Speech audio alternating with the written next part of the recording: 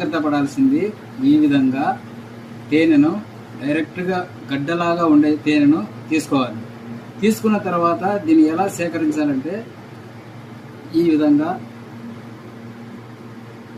గడ్డలుగా ఒక స్పూన్ తీసుకొని మనము సేకరించాలి.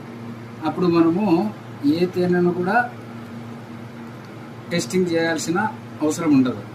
ముందే జాగ్రత్తగా మనము ఈ విధంగా స్పూన్తో దీనిని మనం కొనే ముందే ఈ విధంగా ఉండే తేనెలను తీసుకుంటే చాలా మంచిది.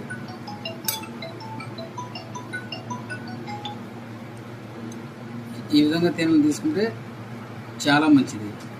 ఎందుకంటే లూజు తేనె తీసుకుంటే మనము వాటిని లూజు తేనె తీసుకున్నప్పుడు దాంట్లో కల్తీ ఉంటుంది.